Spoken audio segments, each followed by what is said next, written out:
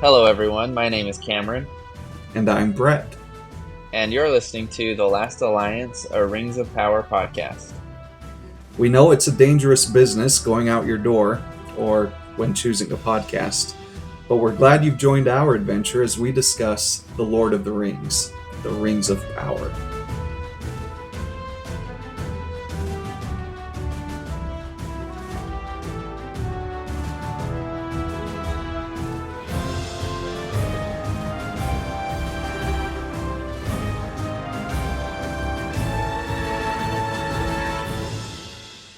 And so it begins.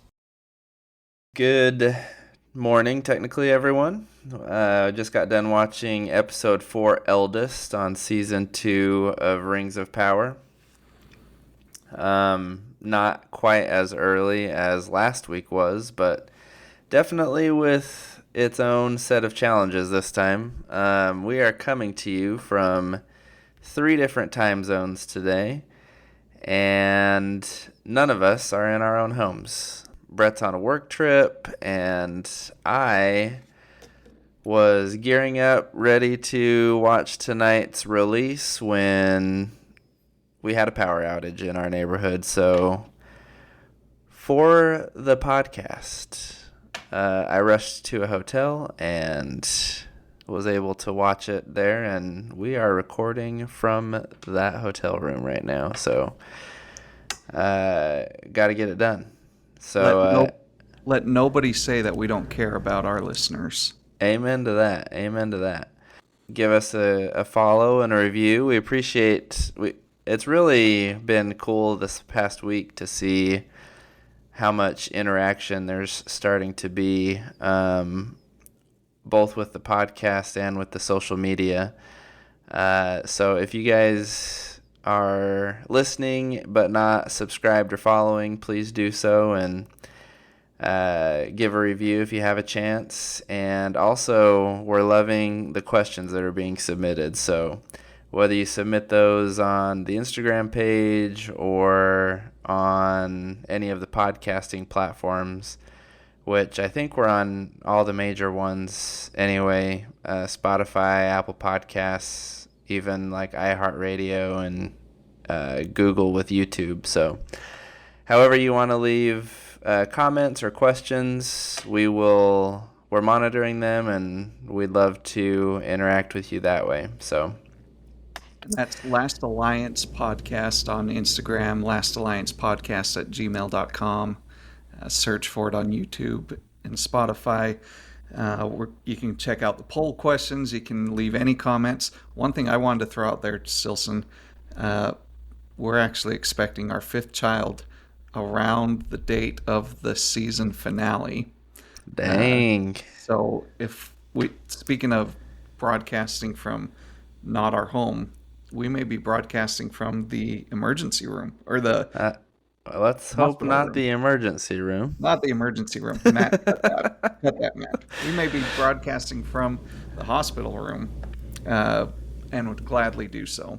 Speaking of halflings, can you believe it? More halflings this episode. All right.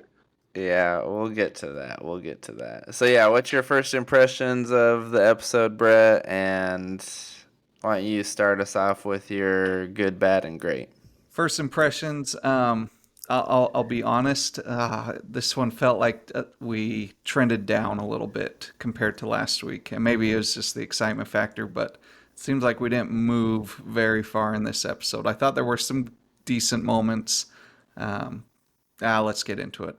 My good came near the end of the episode. It had to be the look on Isildur's face when Estrid's betrothed shows up at the end, and we find out he's a wild man.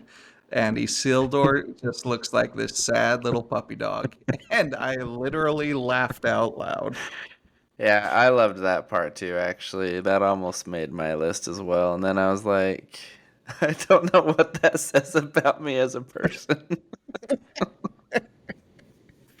Oh, it's an interesting thing, and I keep coming back to it. This is supposed to be the guy that is this great, well, debatable warrior who is responsible for cutting off the ring from Sauron's hand and keeping it for himself.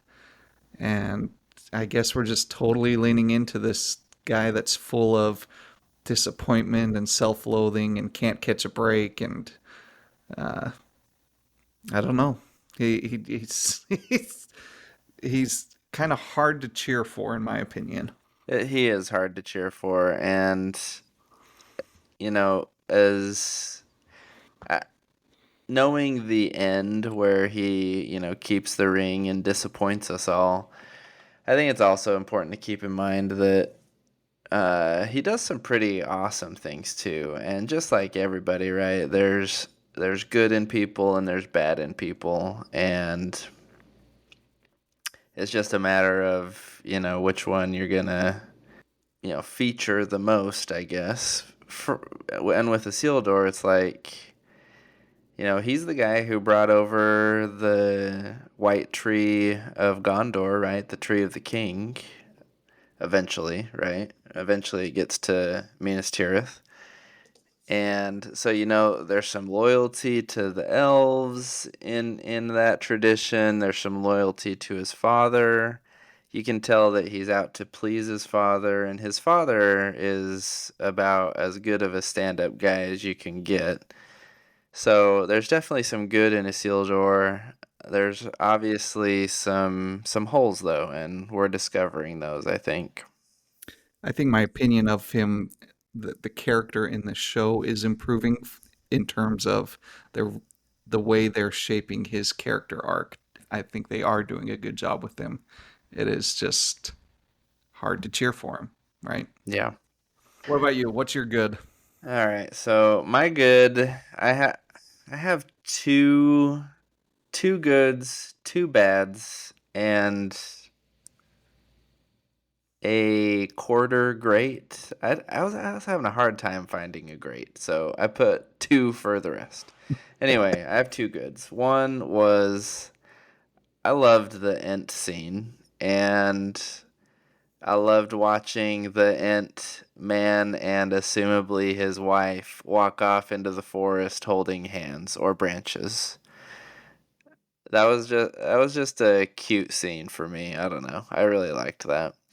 And then the other good thing, mostly because it tears down yet another prediction of Brett's, Oh, hold on. was to see Theo's heart being softened by a reindeer. So that is, although it doesn't blow your prediction out of the water, it is trending negatively, just like all your other ones. So No, I don't know. I did you notice that Arondir gave him a title, Lord of Pelargir? yeah, we'll Uh, see what that means. yeah, I he's gonna turn into a king, maybe, or maybe a witch king. Oh my No, gosh. back to the Ents. Hey, the That only thing, real quick for the Witch King, the only thing that has me questioning that is, have you ever noticed all the symbols that are on his undershirt? Well, this season it's his undershirt because he's wearing like a wool vest over the top. Last season it was just his shirt, and it's the same shirt, and there's a bunch of like runes on it. So no one else from the Southlands seems to be wearing runes around. So, maybe you that's the mentioned one that that's the one thing that I will give to your theory. you mentioned that, and I went back and looked, and I noticed it in this episode again, and it's got me wondering: is there something about his heritage too? This father that's out there somewhere. I'm thinking more and more there's going to be some sinister, evil heritage running through True. his blood. So, Possible, um, possible. so you mentioned the Ents walking off hand in hand. Do you think we've seen the end of the Ents?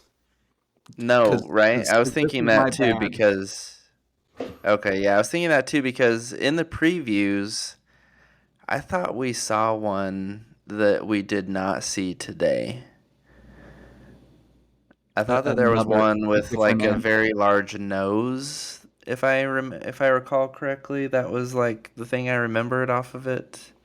and I did not see one with a very large nose today. In fact, they both had very flat faces. Okay.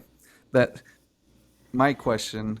Let's come back to your good if you have more to say. But for me, the bad that I have is it seemed like with the Ents and especially with the Barrow Whites, we just had a total of like 8 minutes of fan service that was built up through the promo videos, and we are really excited to see it. And I know we both loved the teasers about the Barrow Whites, and it just ended up being so pathetic and quick and done and didn't really serve a whole lot of purpose except the Barrow Whites did kill one nameless guy that we didn't care about anyways.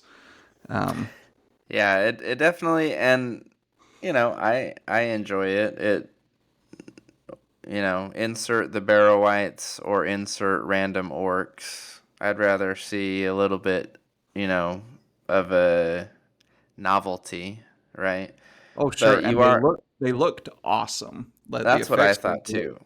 I thought the scene, like the imagery, was well done. Well It done. was haunting. But could they have been built up as a bigger bad guy? Absolutely. Because, like you said, it was kind of they're here and now they're not. And maybe we see more of them later on. I hope we do because if that's all we get, um, I think we're missing an opportunity there. I think that'll be all we get. But I do wish that they would have spent a little bit more time on them. Maybe build up the suspense a little bit more, but it was a good thing to show that, evil is awakening all over the land. So, Yeah, yeah. What about you? Let's hear about your bad. I'll give the audience 3 guesses, and the first two don't count. very well, very well. Yeah, first bad. We went from last episode to where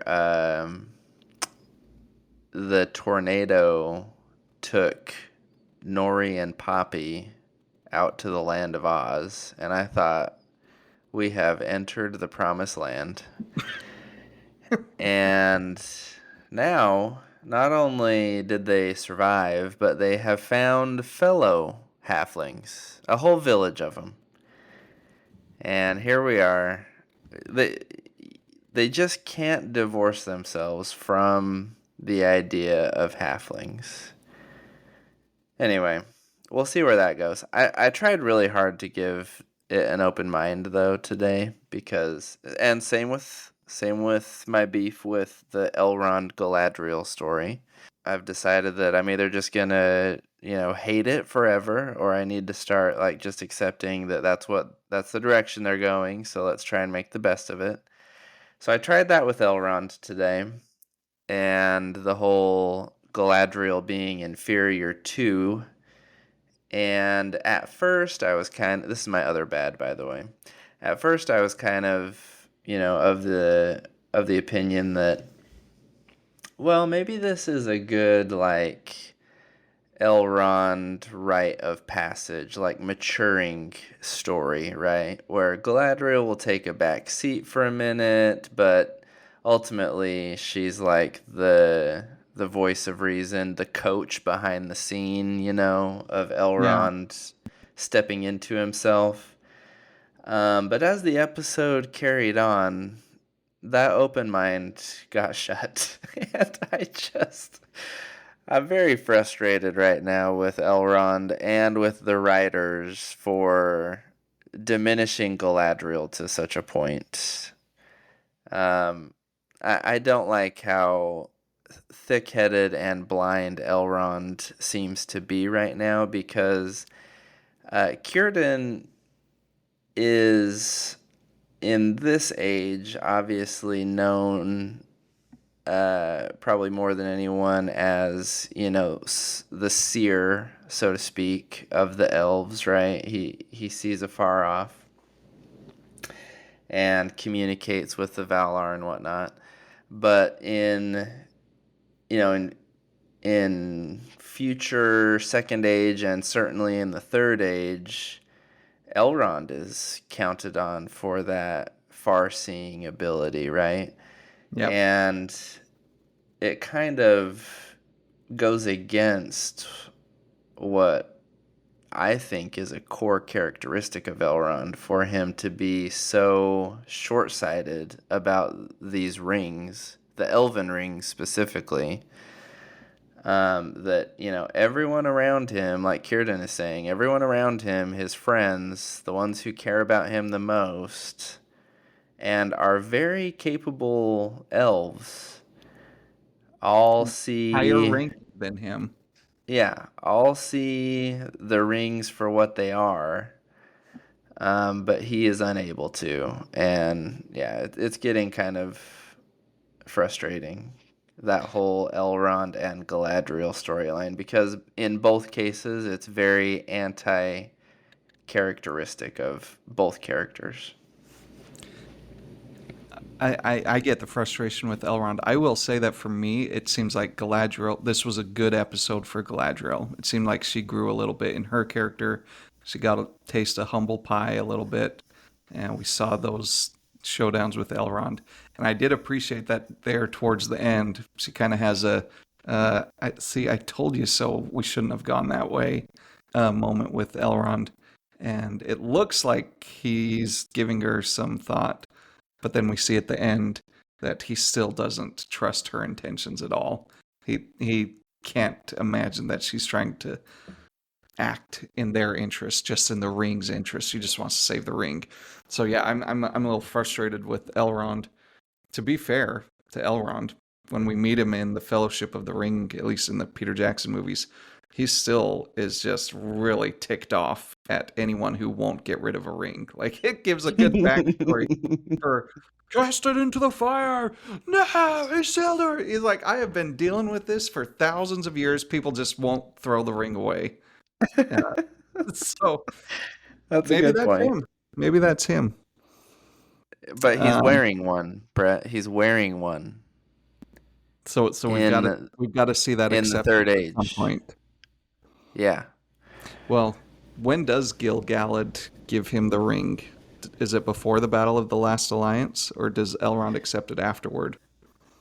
It is before, because I think that it is, well, it's obviously not afterward, because Gil-galad, spoiler alert, does not make it past Sauron when he finally faces him. So it's before, and I think, if I remember right, it is when Elrond goes to found Rivendell, if I remember right. But it's definitely before the big battle in Mordor of the Last Alliance. So maybe we will see that character development, that acceptance, probably reluctant acceptance at some point. There's got to be a lot of changing for both of them, right? Because Elrond's got to be a ring bearer at some point, so he's going to have to face facts. And I mean at some point in this show, right? Assuming this show goes to the Battle of the Last Alliance and that Amazon stays true to at least that particular fact. Sure. And somehow we got to get Galadriel to where she is, going into the Third Age as the leader of the White Council, because that's pretty much what she is, right? Yeah. Yep. So how does she go from Elrond's subordinate to the boss of the good guys? We shall see. Well, you want to give us your grade for this episode? Sure, because there wasn't really one. I liked the fight at the end with Galadriel. I thought there was some cool elven moves in that, especially where she, swiped the arrows through the falling fire to light them. That was kind of a cool move. The stuff atop the horse, shooting the lantern in the sky. Obviously, not everything realistic, but no elf fight scene, no good elf fight scene ever is, right? Even when you go back to Legolas and the Two Towers. But I thought overall it was a pretty good fight scene. But again, not a super like wow, kind of like you said at the beginning, where this episode, I knew it was going to be somewhat of, a filler, but I do think we got some good information, right? We made some progress with the stranger, and we made some progress with some of the other storylines. Did not really touch on the dwarves this time, but I think that, after the 3-episode premiere of season 2, I was kind of expecting more of a calmer episode today. So, anyway, Yeah, what's yours? I'm not in panic mode yet because Yeah. same. I wasn't expecting to be blown off my seat, but yeah. The note I had for Galadriel's little fight there at the end was like, all right, finally we're seeing Galadriel, commander of the Northern armies. Right. She is a warrior. She is experienced, and she was pretty awesome. My great, I have the same note. This isn't the strongest great ever, but I loved our introduction to Tom Bombadil. He's a very intriguing character. I think they've found a really good balance so far of kind of this mysterious but whimsical, but also has a lot of power and could potentially have a lot of influence uh, kind of character. So I'm wanting to see more. I wish we would have spent more time on him. Um, Certainly we will later. I loved that I recognized a lot of his dialogue, and maybe Matt, you can correct me. It seemed like a lot of his dialogue was pulled verbatim from the Fellowship of the Ring and just kind of repurposed into this new fictional setting with the stranger. And so that was Yeah, fun. I was gonna say, yeah, it definitely seemed verbatim out of the book. Something that I had a question about though is from what I remember of Tom Bombadil, it seemed like he spent most of his time, like even from the beginning until the Third Age, near and around, Eriador, the Shire, that kind of area. Not to say he could not have ever been in Rune, but uh, it does seem to be one of those things, kind of like the Barrow Whites, right? Of Amazon plucking random oddities out of Tolkien's literature to use in their show, which is fine. It's a doable thing, right? Yep. And it's a good way, honestly, because they have built up the mystery around the identity of the stranger so much, like literally so much, a season and a half now. Tom Bombadil is a good character to help unveil that more than, you know, what else would it be? Like all of a sudden he has a dream or something? I don't know. Right, right. But And we learned that Tom Bombadil's had interactions with the Dark Wizard beforehand. And correct. apparently And we that's found not out today negotiable. that that Dark Wizard is an E-Star. Confirmed that he is an E-Star. Confirmed, yep. So I think we can pretty confidently say he's a blue wizard. I know there are some people, in fact, that was one of our questions, is, what do you think about the theory that the Dark Wizard in Rune is Sauron? Shout I out to disagree. Nintendo. Oh, sorry. Shout out to Nintendo Man JC for that comment on our Spotify page. Yeah, disagree with that just because I think that that's part of the surprise in the Lord of the Rings, right? Is that Sauron went bad. It wouldn't be that big of a surprise if he was bad in a previous life or in a previous time. So I think this is just one of the blue wizards that went bad. The question is, while we're on the topic, is our stranger the other unknown blue wizard? Is he Gandalf the blue, or Which, is he Matt, Gandalf the gray? that theory from Matt that he could potentially be Gandalf the Blue is looking pretty possible right now. Very, very. Which I think seemed so far out there in left field, But Matt, kudos to you. It's looking pretty good. Yeah, Thank you that was very a much.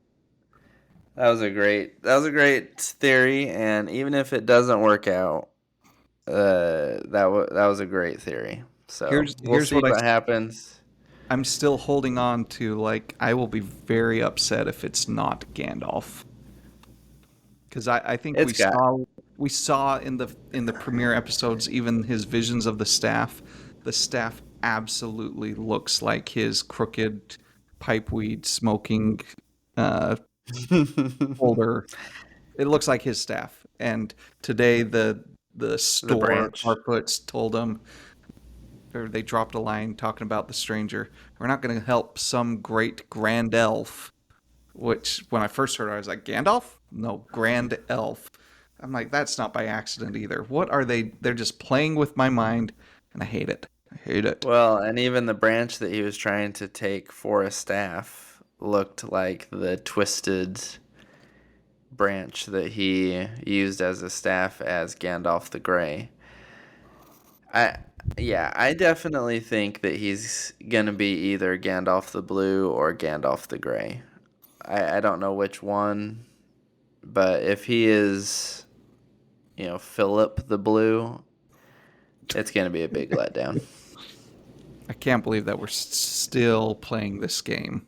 I know, that's what I'm saying. A season and a half we have been dealing with who is this guy, and finally, hopefully, Tom Bombadil can reveal that to us. And it was kind of cool the connection that he made between a name and a wizard staff. So it looks like we're going to find that out this season, I would assume. I, Both I the name and him getting his power. So we'll see what happens there. yeah. Um, I did notice, looking back, rewatching the other episodes, all of those Rune Raiders, if you look at their costumes, they've all got blue kind of smeared on their breastplates. They're wearing blue scarves, blue armbands. Like, you'll notice it. Blue is a very important part of their wardrobe. Um, Probably a Interesting. clue that the Dark Wizard, at least, is a blue wizard. So, something to look out for. Interesting. But yeah, and that's what I mean. There was some good information in here, like the confirmation that the Dark Wizard is an E-Star. So, Yes. Yep. If we which also eliminates him from being one of the Nazgul. right, So it's not a man. we still have an Easterner who needs to fill the role of a Nazgul. So we'll see if we get introduced to him at any point. If we stay in Rune, kind of wrap up our discussions here in Rune and the stores that we met. Fun little Easter egg. The title of the soundtrack track that's playing is called Concerning Stores, which is a nod to Howard Shore's Concerning Hobbits theme that we're all familiar with, the Shire music. But the stores, we meet and we get this little family history lesson on Sadok Burrows. Turns out he and the Grund, the leader of this company, are distant cousins, with a legend of a faraway heaven-like place that they're all trying to find. Are we assuming that that's the Shire? The Shire, absolutely. That's what I thought. I was intrigued by that. I thought that was quite fun. The elves are trying to get to Valinor. The halflings are trying to get to a hole in the ground with grass. Where you can dig a hole quickly. That's their main goal. But yeah, I I thought that was a good connection. Yeah, they might be the one group of people in this whole show that has a happy ending. Maybe we see them settling in the Shire. Although I don't know how that Yeah, would fit with the lore of the timeline of hobbits coming around. Probably be way off. I mean, everybody has a happy ending. Sauron dies. I mean, Well, Celebrimbor does and not have a happy ending. Hey, he nope. got his legacy. That's what he was after. Speaking of teaser, I think I have a new bold prediction that I'll reveal Ooh, at the end of our okay. recording here. I think someone's Excellent, gonna die. excellent. But Okay, I okay. have a question about the stores. The Rune Tusken Raiders show up and slap the Grund, whatever her name is, the ground, and then like offers her help up, and Yeah, that was she weird. takes it. What on earth was that about?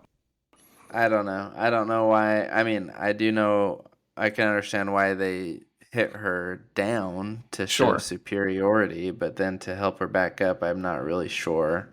And I'm definitely not sure why she took his hand to help herself back up. Do we have any theories on what this cursed skin or cursed flesh is that they've been talking about? You know, at first, I thought really nothing of it. I'm starting to wonder if it is actually going to be something. So The fact that they've I'll think teased I'll it think on it twice. this week, and we'll see if I come up with any theories, unless you have some. I But have I'm just nothing at now this starting point. to think it might be something. They teased it once last week, and they teased it again this week. That they're not just gonna tell us, so it's got to be some sort of reveal that we're gonna be like. Right. So if any of our listeners have any ideas, we'd love to know what you think that curse might be.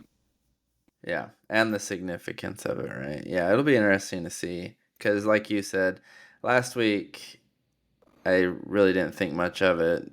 Besides, that was their motivation to help the Dark Wizard, but to do it again, it's like, is there more to this skin disease than just the basic you want to be healed? We'll see. I don't know. Any other points we want to talk about from the episode before we What get did into you? some fan questions? We've kind of already talked about it, but what did you think about Galadriel giving up the ring? My first question, and I'm pretty sure she did, but did she actually give it to him? Because we don't actually see her hand it over to him. True, but he did say it was to save the ring. Still, you didn't. That's not really a That confirmation, I guess, that he that's kind of a has it. fringe question, but Yeah, so my real thought then is that was an odd comment by Elrond to make. It seems like she could save both, and it would be noble either way. I think he's getting kind of consumed by the darkness. I think he's being manipulated by these rings just like she is, and Sauron's it just seems as happy with it. it seems like he may be more so, honestly, and I found it well, I was just kind of disappointed, and you mentioned this already with his comment as they were walking away. Like, no gratitude that she sacrificed herself at all. Just, yeah, she's only doing this for the ring. Let's go. Who cares about Galadriel? One of my best friends. And it's like, I was totally expecting him to be like, she didn't sacrifice herself. She She is knows what out she's there doing. she's out there having playtime right now. Don't worry about her. Right. Yeah, that line really took me by surprise. Also, knowing what we know about like the hold that rings have on people, especially people of power, like the fact that she was able to give away one of the rings of power has got to be a credit to her, right? It definitely is, and I think that that's where, this is kind of one of the questions a little bit. That's where I think that the lack of Sauron's influence. This is just my theory.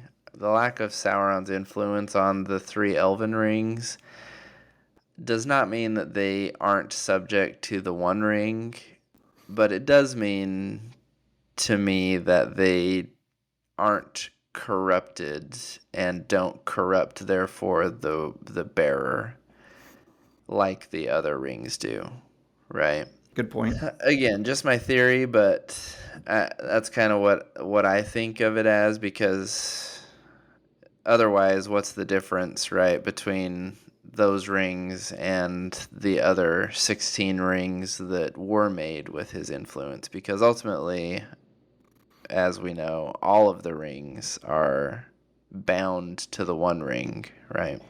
Yeah. I had one other point I wanted to bring up, and that was we see that Arondir, for the second season in a row, is taking a key and giving it to a person of questionable integrity, and just leaving it to their own devices to see what they're going to do with it. Um, the first season he gives what he thinks is the sword hilt back to Theo, which we criticized heavily, and now he's giving the shackle keys to Estrid, or to Isildur rather, to do what he will with Estrid. I'm just I not a mean, fan. there's I'm no not a argument fan. from me. Arondir is an idiot. I think I made that point pretty clear in season 1. He's an His idiot. and his voice. When I listen to the actor give interviews, I'm like, man, there's no problem here. But the character voice is like nails on a chalkboard for me. I don't know what it is. Again, not the most inspiring leader, and I'm not totally sure why we are focused so much on this character that doesn't have a place in the lore. Maybe there'll be some big Well, significance later on. like I said, I think he's just the token Legolas character. Yeah. That's my opinion, but maybe he'll have more significance than that. We shall see. We'd like to start a new segment now in our instant reactions called Second Breakfast. This is our second breakfast for episodes 1 through 3, things that we failed to mention from last week. Sauron calls Celebrimbor the Lord of the Rings. What did you think of that drop? I mean, I thought that was another scene where the scenery was pretty awesome, and you totally got wrapped up in Celebrimbor's vision for himself, and you got to see yet again Sauron manipulating the heck out of people's, deepest desires. But yeah, I thought that it was a good. I mean, and they've done it already, right? The King of the Southlands, the Lord of the Rings, right? They're kind of giving, what's a good way to put it? Hints and clues all over the place. Yeah, yeah. I love that it showed that Sauron in his thousand year slumber as black goo kind of learned that the way to win over people and manipulate them isn't by saying, well, lots of you are going to die and it's going to be a party. It's going to be That great. did not work out last time. No. If you look closely, Disa's beard is coming in. I don't remember seeing it in the first season, but it looks like we're going to have bearded dwarf women. Don't know Yep. if that's something that was on my list of very important things, but it is something I noticed. Well, it threw off her singing, obviously, so she should get that trimmed. Very good. The big question we had in season 1 was, is Sauron going through a repentance phase, or is he just manipulating things from the get go? And has he made his decision that I'm not going to be good anymore from the moment that we see him on the raft? Did that get answered for us with the intro, do you think? For me, it was answered in the flashback. The flashback was just oozing revenge for me, and so I think, and then especially the look he gave Galadriel in that flashback when she got to the raft. That's kind of what cemented in my mind, at least for this show, right? I can't speak for what was in Tolkien's mind, but for the show, my opinion is that he was looking to get revenge and reinstall himself as king of the world from the get-go. I agree. I don't think that has to mean that he planned out every single move that he was going to make while on that raft, but I do not think there were any what we maybe call righteous or good intentions at any point during the season, which I can get Right. behind. Another thing that I thought about after watching the first 3 episodes last week was I remember from the Silmarillion, Sauron is actually the creator of werewolves. So it was, and I don't know for sure if what we saw in those first 3 episodes last week when Halbrand or Sauron was in prison, if that was a quote unquote werewolf, if it was, a distant cousin. It obviously was not a normal dog, right?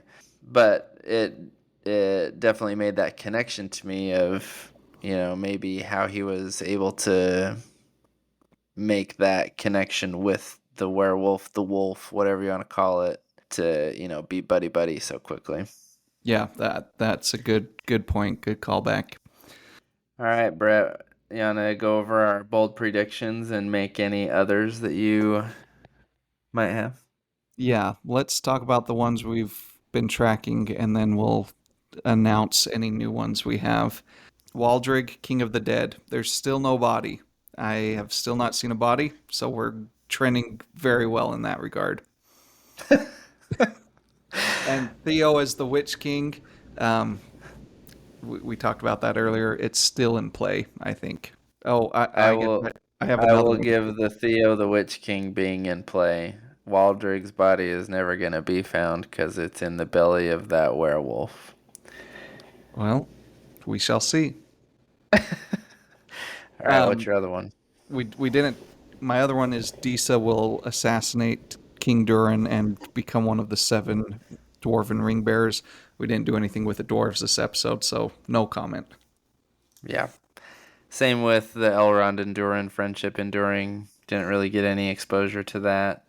We also didn't get any exposure to the Numenorians really this episode. So my other prediction of Aarion being an Nazgul is kind of where it was last week. However, Matt's prediction, we kind of already talked about with Gandalf the Blue, is looking pretty good. Anything you want to say Kemen, about we that, didn't Matt? get. I think that is the most solid, bold prediction we have up on the board.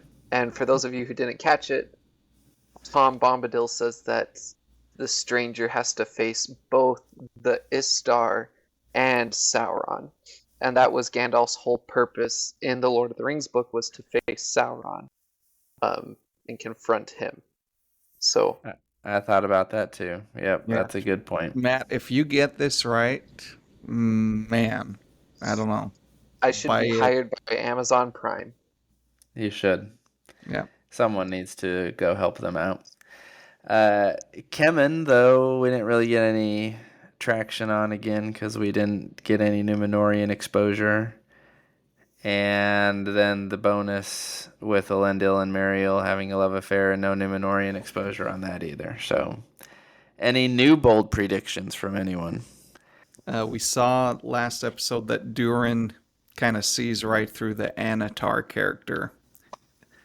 I think that Prince Durin, is going to stand up to Anatar Sauron. I think we're going to see a bit of a power struggle between those two. I think Durin will actually take a stand against Sauron, but I predict that Sauron will personally kill Prince Durin in this series. Gasp.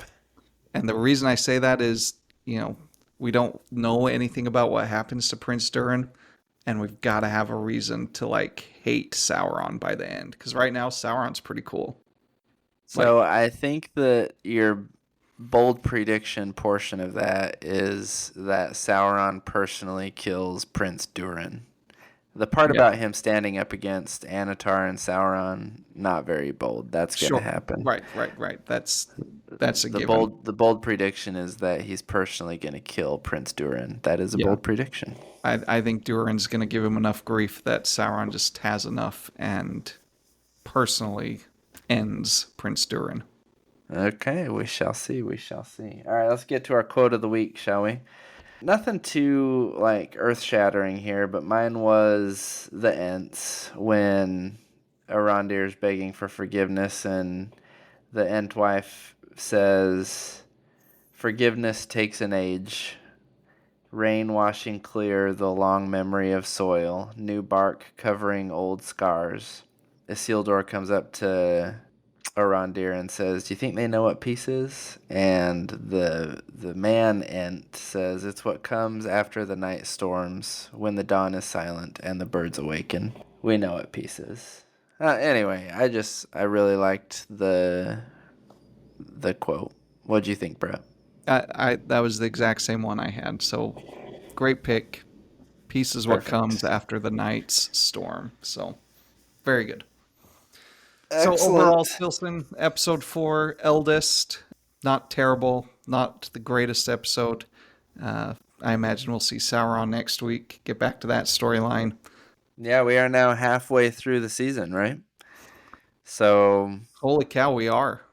we've got a lot to cover in 4 more episodes. If we're gonna, have a siege of Eregion and potentially the death of Adar and Maybe Celebrimbor.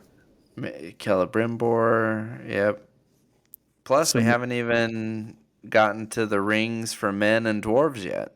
So A lot we to got a cover. lot to cover, and I think I'm hoping that it's gonna be action packed. Plus, we have the whole Numenorian thing going on of how fast are they gonna track the Pharazôn running the island into the water storyline. Right.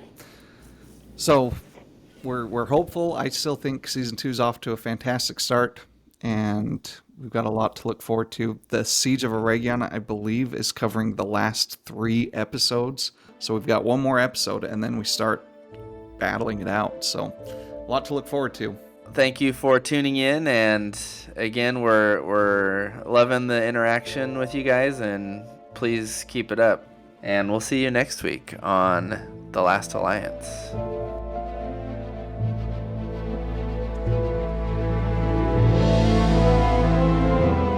Thank you for joining our fellowship on this episode of The Last Alliance, a Rings of Power podcast. And if you enjoyed this episode even half as well as you should have liked, or liked half of it half as well as it deserved, please subscribe, comment, and share. We'll see you next time.